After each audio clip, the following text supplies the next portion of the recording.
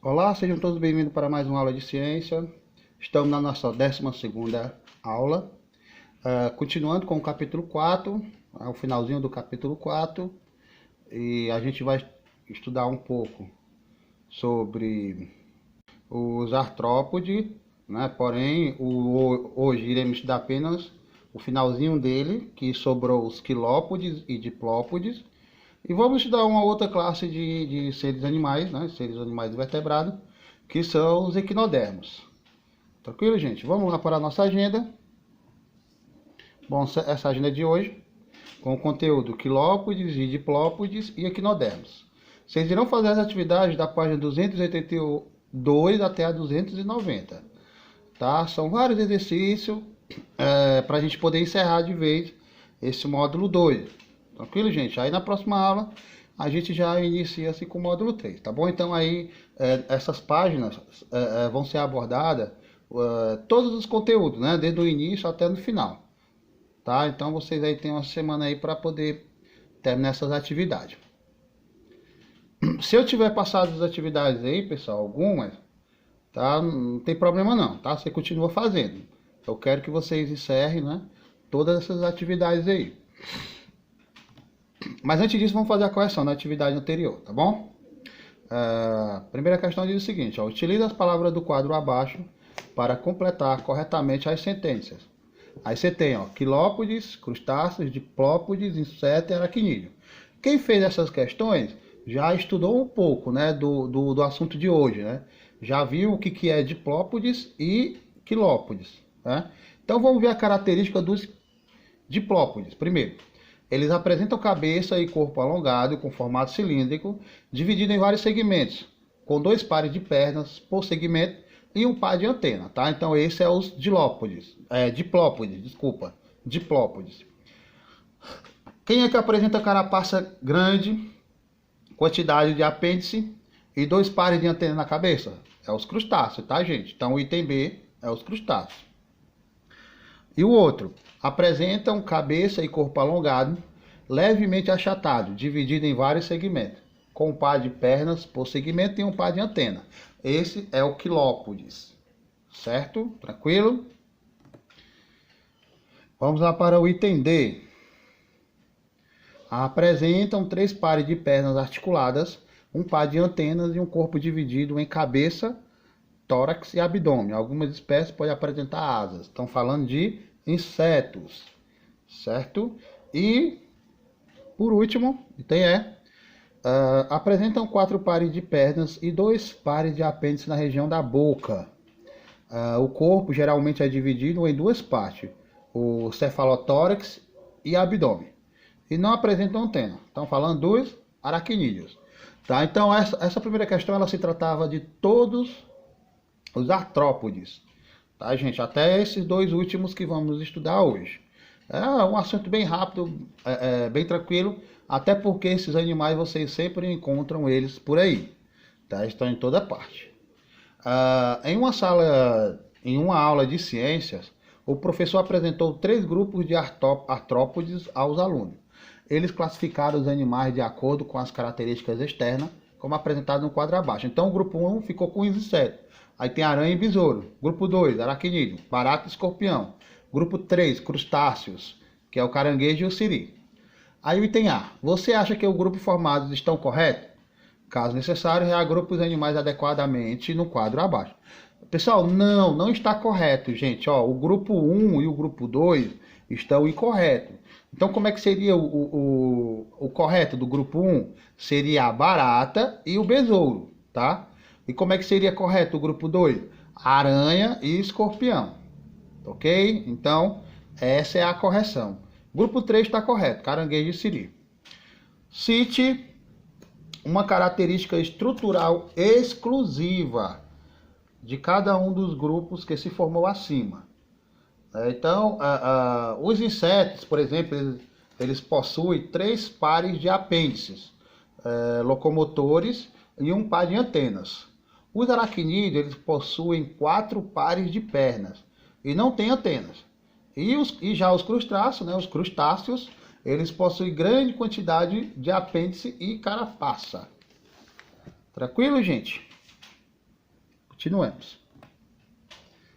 Leia o texto a seguir e responda às questões propostas. O bicho da seda é a larva de uma mariposa. Para se acasalar, a mariposa fêmea do bicho da seda atrai seu parceiro, liberando no ambiente uma substância química chamada feromônio sexual. Esse feromônio é reconhecido pelo macho do bicho da seda por meio de estruturas presentes em suas antenas. Ao entrar em contato com essas substâncias, o macho inicia o voo à procura da fêmea, podendo encontrar a vários quilômetros de distância. Tá? E aí você vê a larva do bicho da seda comendo umas folhas. O bicho da seda, gente, ó, é interessante que ele foi um animalzinho muito procurado antigamente, né? Por conta de seus casulos, né? Que através de seus casulos que forma-se a seda, tá? E o feromônio, pessoal, que é liberado, ele é liberado por meio de uma glândula que está presente na extremidade do abdômen da mariposa fêmea, tá, gente? Então é dessa forma que ele é liberado. Vamos lá para o item L, diz assim, ó.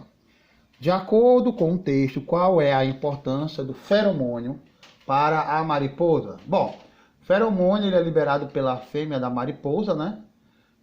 E auxilia na reprodução do bicho da seda, que é promovendo o encontro de macho e fêmea, mesmo que estejam a vários quilômetros de distância, né? Até porque o acasalamento, né, a reprodução da mariposa é sexuada, né? Interna, né? Sexuada interna. Bom, marque um X no tipo de desenvolvimento da mariposa do bicho da seda. A mariposa é desenvolvimento direto? Não. Metamorfose incompleta? Não. Metamorfose completa, tá? Por que é uma metamorfose completa? Porque depois que ela sai do casulo, ela se transforma por completa em uma mariposa. Não é que nem os gafanhotos, algumas espécies de gafanhoto que tem uma metamorfose incompleta, certo? E também muito menos pouco desenvolvimento direto, que é aquele em que ele vai trocando a carapaça. Justifique sua resposta no item B, né? Então, a resposta seria assim, gente, ó. A mariposa do bicho da seda apresenta o desenvolvimento com metamorfose completa, pois tem as fases de voo, larva, pupa, casulo, né? A pupa, que é o casulo, e adulta. E não há presença de ninfas, tá? Por isso que é a metamorfose completa. D. Desembaralhe as letras da palavra abaixo, seguindo as setas e descubra o nome dado à criação do bicho da seda. E aí, gente? O nome obtido, gente, seria sericicultura, certo? Sericicultura. E. Que outro grupo de artrópodes também possui glândulas produtoras de seda? A seda tem o mesmo papel para o bicho da seda e para outro grupo que você citou? Explique. Bom, as aranhas, gente, também produzem seda, né? As aranhas. No entanto, no caso das aranhas, a seda ela é utilizada para produzir a teia, que serve de abrigo, né? Auxilia na locomoção do animal, protege a proteção dos ovos, né, dessa aranha, a percepção do ambiente por meio da detectação de vibrações, né, nos fios de seda e na captura e apreensão de suas presas, tá? Então, não é somente para apreender presa. As teias de aranha, elas são essenciais para essas aranhas, né? Ela tem outras funções também. O bicho da seda utiliza a seda para proteger o seu corpo, né, na fase de pupa, né, que ela está no casulo, até que a metamorfose se completa. Tranquilo, gente? Ó, Gustavo brincava com seu cachorro. Quarta questão. Quando encontrou dois diferentes tipos de artrópode em meio a seus pelos, o garoto os retirou e colocou cada artrópode em um recipiente, numerando-o com 1 e 2. Ao observá-lo, com uma lupa fez as seguintes anotações. Artrópode do recipiente 1. Quantidade de pernas, 4 pares. Divisão do corpo, cefalotórax e abdômen. Quantidade de antenas, ausente. Locomoção, caminha. Asas, ausente. Artrópode do recipiente 2, quantidade de pernas, 3 pares. Divisão do corpo, cabeça, tórax e abdômen. Quantidade de antenas, 1 par. Locomoção, salta. Asas, ausente. Bom, de acordo com as características de cada artrópode, como são as classificações dos animais do recipiente 1 e 2? O recipiente 1, pessoal, estamos falando, né, dos aracnídeos. E o recipiente 2, estamos falando de insetos. Tá? 2. Quais são os nomes dos artrópodes que possivelmente Gustavo encontrou em seu cachorro? Bom, no recipiente 1, provavelmente pode ser um carrapato. E no recipiente 2, pode ser uma pulga. E a C. A presença desses artrópodes pode prejudicar a saúde do cachorro? Em caso afirmativo, por quê? A presença de pulgas e carrapato pode sim, gente. Pode prejudicar a saúde do cachorro. Por quê? Porque esses animais, eles se alimentam de sangue. Além disso, o carrapato pode transmitir doenças ao cachorro. Certo? Alguns seres vivos, quinta questão, como o bicho-pau, utilizam a camuflagem para se proteger de predadores. O bicho-pau se assemelha em sua forma e cor a um graveto. Esse animal é capaz de permanecer imóvel por horas sobre galhos de árvore sem ser notado por predadores. Identifique e circule o bicho-pau na imagem ao lado. Tá? Já encontraram, gente, o bicho-pau? Eu encontrei. Tá até circulado aí de vermelho, né? Então, circulou de vermelho aí, ó. Tá? O bicho-pau tá aqui, ó. Certo? A B. A que grupo de artrópode pertence o bicho-pau? Quem colocou inseto, acertou, tá? C. Quais são as características mais marcantes do grupo de artrópodes a que o bicho-pau pertence? Bom, o bicho-pau, assim como outros insetos, eles apresentam 3 pares de perna. Tá, gente? 3 pares de perna. Que são pernas articuladas. Ele apresenta também um par de antenas, o corpo coberto por um esqueleto externo e dividido em cabeça, tórax e abdômen. Tranquilo? Bom, esses foram nossos exercícios. Vamos lá para nossas explicações dos quilópodes e diplópodes. Quilópodes e diplópodes, gente, são a última classificação dos artrópodes, tá? Então, observa a fotografia e a gente vai ler abaixo. Aí diz assim, ó. Você já viu algum desses animais? Que características os faz pertencer ao filo dos artrópodes? Bom, gente, ó. Aí você está diante de uma lacraia, que é a figura A, e um piolho de cobra, que é a figura B. É muito comum a gente confundir a lacraia com o piolho de cobra, né? Mas perceba que os dois, eles apresentam classes de artrópodes diferentes.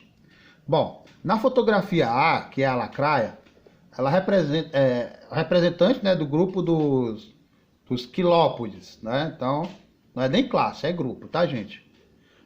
Então, o representante do grupo dos quilópodes, que é a lacraia, e na fotografia B, mostra um piolho de cobra, que é o exemplo do grupo dos diplópodes.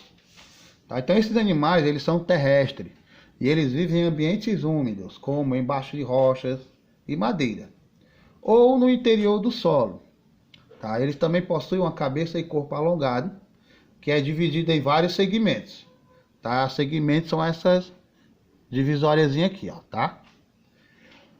Além disso, gente, eles podem apresentar diversas pares de perna ao longo do seu corpo e um par de antena. Tá? Então, a gente vai estudar esses dois grupos separadamente. Então, para isso, a gente começa a observar a estrutura do corpo dos quilópodes. Então, vamos ver como é que é feita a estrutura do corpo dos quilópodes. Tá? Então, você tem, ó, aqui o número 1, você tem que as lacraias, elas possuem o corpo levemente achatado e um par de pernas por segmento, ó, par de pernas por segmento. No último segmento da lacraia, existe um par de pernas, ó, no último segmento, existe um par de pernas anais, né? A gente chama de par de pernas anais, que eles assumem as funções sensoriais ou de ataque e defesa, tá, gente? O jeito ela se defende, né? Com a traseira dela, digamos assim. No 2, gente, ó, você vê aqui, ó, os olhos, tá? Os olhos dela. E é o seguinte, na cabeça, próximo à boca, existe, aqui, ó, bem aqui, gente, ó. Próximo à boca existe um par de apêndices especializados, pontiagudos, em formato de garra, né? As quais eles são venenosos e utilizados no ataque ou na defesa, né? Então, as lacraias, elas são venenosas até também para os seres humanos. Se você for picado por uma lacraia, você vai passar vários dias com dores no local, tá? Que é um veneno bastante forte. Já no terceiro, pessoal, né? No terceiro aqui, ó, você pode observar que ele possui um par de antenas, ó. Terceiro aqui, ó, possui um par de antenas que capta os estímulos do meio externo e um par de olhos, tá, gente? Bom, agora observa a estrutura do corpo do diplópode, né? Os diplópodes são predadores. A presa ela é detectada pelas antenas. Imobilizada ou morta pelas garras venenosas e em seguida é mastigada e ingerida. Desculpa, gente, ó, eu tô lendo aqui o que é os diplópodes, né? Continuando o diplópode, já que a gente vem para cá, tá? Então, os quilópodes, eles são predadores, né? Então, a presa ela é detectada pelas antenas, ela é imobilizada ou morta pelas garras, né? Ó, vou colocar aqui de novo. Em seguida, ela é mastigada e ingerida. A maior parte da alimentação dos quilópodes, ela consiste em pequenos artrópodes, gente. Espécies maiores, como algumas lacraias, podem até se alimentar de pequenos vertebrados, certo? Vamos lá agora por diplópodes, né? Então, os diplópodes apresentam um corpo em forma cilíndrica, como vocês bem vê, e dois pares de pernas por segmento.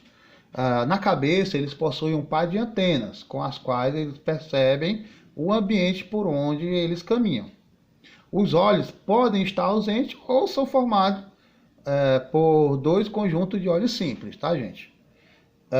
A maioria dos diplópodes ela é detritívora, existindo espécies carnívoras e onívoras. Grande parte desses animais eles se alimentam de vegetais em decomposição, geralmente encontrado embaixo de rochas, cascas de árvores e troncos. É interessante, gente, que o sistema digestório, tanto dos quilópodes como dos diplópodes, ela é completa, né? Como na maioria dos artrópodes terrestres. E a respiração ocorre por meio de um sistema de traqueia. Os quilópodes, eles apresentam reprodução sexuada, com fecundação interna. Após a postura, por exemplo, as fêmeas, de algumas espécies, elas se enrolam ao redor dos ovos para protegê-lo. O desenvolvimento ele pode ser direto, como os juvenis nascendo, com a mesma quantidade de segmentos dos adultos, ou indireto, quando os juvenis nascem com menor quantidade de segmentos e vai sofrendo mudas, né? Vai mudando. Já nos diplópodes, gente, a reprodução ela também é sexuada, tá? E a fecundação também é interna. Ok? E algum tempo após a cópula, né, os óvulos eles são liberados, né, os ovos liberados eles são fecundados. O desenvolvimento dos diplópodes é indireto. Tranquilo, gente? Bom, esses foram os quilópodes e diplópodes. Agora vamos por equinodermos. Você já ouviu o animal conhecido como bolacha da praia? Ou bolacha do mar? Em caso afirmativo, comente com o colega sobre qual era esse animal. Então agora seria interessante a gente ter conhecimentos prévios, né, a respeito desses animais, certo? E a gente compartilhar as vivências, né, que tivemos entre eles. Eu, particularmente, quando era criança, apanhei muita estrela do mar, na praia, né, enfim. Eu sempre gostei muito de praia, cresci na praia, né, e adorava o mar. E tanto, pegava muito, né? Muitas essas bolachinhas do mar, estrela do mar, enfim. Tá? Então, pessoal, o animal que essa menina aí, ó, que a gente está observando na fotografia, é chamado popularmente, né, esse animal aqui, de bolacha do mar ou bolacha da praia. Por quê? Por conta do seu aspecto achatado. Esse animal ele pertence ao filo dos equinodermos, cujo nome ele provém do grego. Por exemplo, éstinos significa espinho e a derma, significa pele. Então é como se fosse pele de espinho, tá certo? Os equinodermos, gente, eles apresentam simetria radial. O que é essa simetria radial? A simetria radial significa dizer que qualquer parte que você cortar ele, um lado vai ser simétrico ao outro.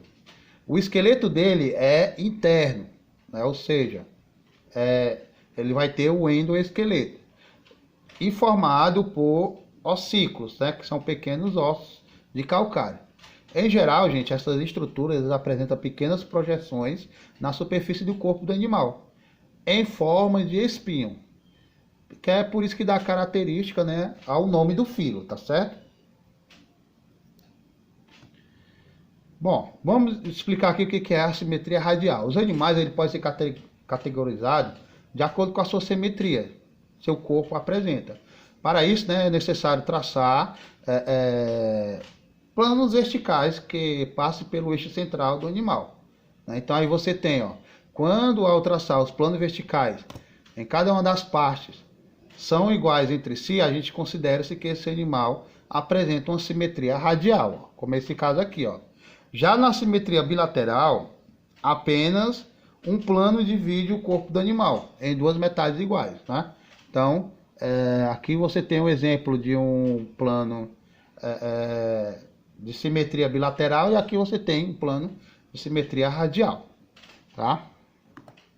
Bom, os equinodermos eles são um grupo variáveis e representantes podem ser localizados em 5 grandes principais. Tá? A gente vai observar abaixo, a característica de cada um deles. Tá?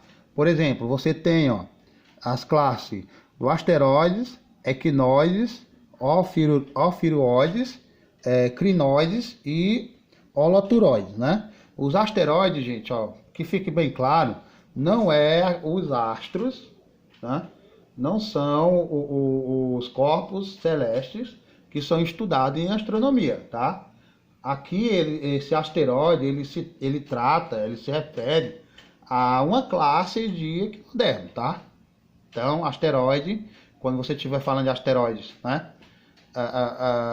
na física é sobre astronomia, Aqui não, aqui a gente está vendo uma classe do filo equinodermo. Então, qual é a principal característica dele, pessoal? Ele tem a forma de estrela. E a maioria desses animais tem 5 braços, tá? Esses animais, eles rastejam sobre rochas ou conchas, ou vivem na areia e na lama. Eles podem ter várias colorações, certo? E um exemplo disso é a estrela do mar. O outro, pessoal, a gente tem o equinoides, Esses animais, eles possuem espinhos que cobrem todo o seu corpo, Eles não têm braços e o corpo ele é arredondado ou achatado, Como a gente viu ali a bolacha da praia, a bolacha do mar, e também temos como exemplo o ouriço do mar, certo? Os ofiuroides, gente, eles podem, viver sobre rochas ou embaixo delas, em conchas ou sedimentos. A maioria desses animais eles tem 5 braços, mas diferentemente dos asteroides, os braços são mais finos e conectados ao disco central, tá certo? Como a serpente do mar, Então aí você está diante de uma serpente do mar. Tranquilo, gente? Então não dá para confundir os asteroides com ofiuroides.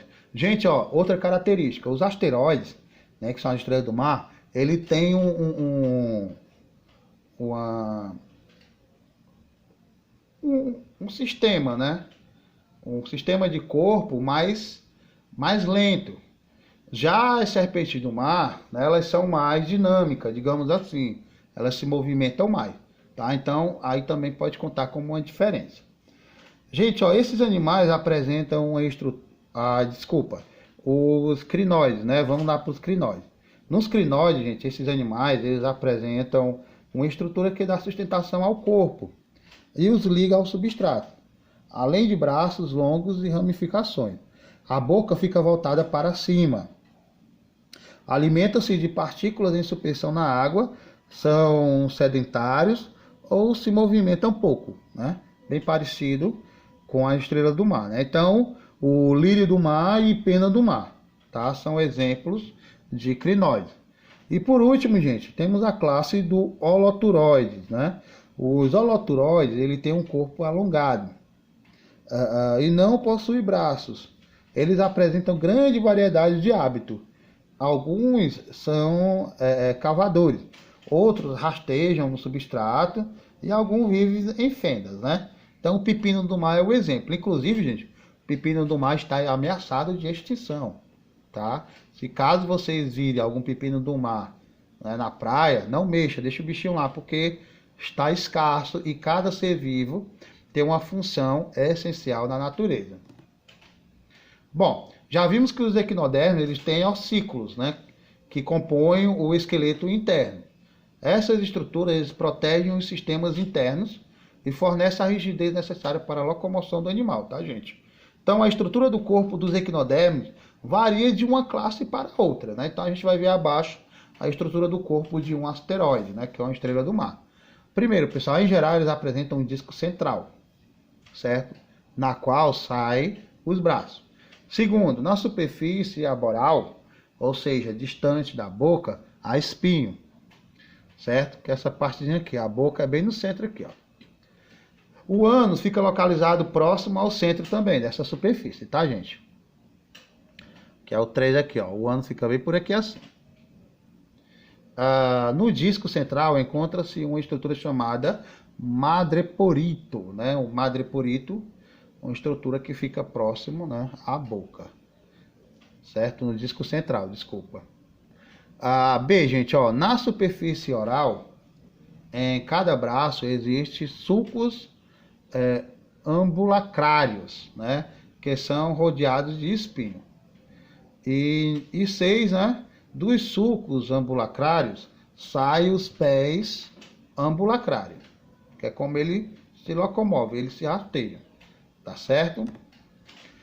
Então a gente vai ver a seguir algumas estruturas características de equinoides e holoturoides, né? Então os equinoides eles possuem uma estrutura chamada lanterna de Aristóteles, né, que circula a boca e a faringe. Então ele auxilia na obtenção de alimentos com mais água, tá? Então as águas elas são atraídas através dessas lanternas, né, que ele clareia, né, tem iluminação própria, e com isso ele vai se alimentando dessas algas. Os holoturoides, gente, eles apresentam uma estrutura ao redor da boca, certo? Chamada pés bucais ou tentáculos, né? Essas estruturas são pés ambulacrários especializados que auxiliam na alimentação, tá? Como no caso do pepino do mar. Gente, ó, o principal sistema dos equinodermos é um sistema hidrovascular, né?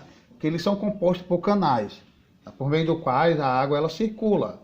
A água entra pelo madreporito, ajuda na regulação da pressão do interior do corpo, né? E esse sistema ele é extremamente importante na alimentação, na respiração, na locomoção e também na reprodução dos equinodermos, tá? Gente, a água que entra pelo madreporito, ele também é utilizado para manter algumas espécies, como as estrelas do mar, que são fixas ao substrato ou para permitir que elas se movimentem. Então isso é possível porque a água ela exerce uma pressão em determinadas estruturas do interior do pé do ambulacrário, né, que por sua vez agem sobre os tentáculos, né, sobre suas extremidades, que permitindo assim que o equinodermo ele se fixe ou se solte do substrato, tá? Então os pés ambulacrários, né, em asteroides e equinoides, eles são utilizados na locomoção, tá, gente? Já em ofiroides e crinoides, essas estruturas eles auxiliam na captação do alimento. Tranquilo? Gente, ó, o sistema digestório dos equinodermos, ele é completo. Alguns animais, eles são carnívoros, como é o caso das estrelas do mar. E outros são filtradores, como alguns equinóides, tá? E a respiração deles, né, é frequentemente auxiliada pelos pés ambulacrários, por brânquias ou por árvores respiratórias. Já a percepção sensorial, ela depende de células sensitivas localizadas na superfície do corpo, tá? Se tem dúvida onde fica cada um desses componentes, você dá uma olhada lá nas estruturas de cada um. Aqui está falando um pouco sobre o pepino do mar, que é um fenômeno chamado, né, em pepino do mar, é comum um fenômeno chamado evisceração. Em situações de estresse, esses equinodermos liberam suas vísceras pelo ânus. A evisceração costuma ser confundida com outros fenômenos observados desses animais. Né? A ejeção dos túbulos de Cuvier pelo ânus, por exemplo. Né?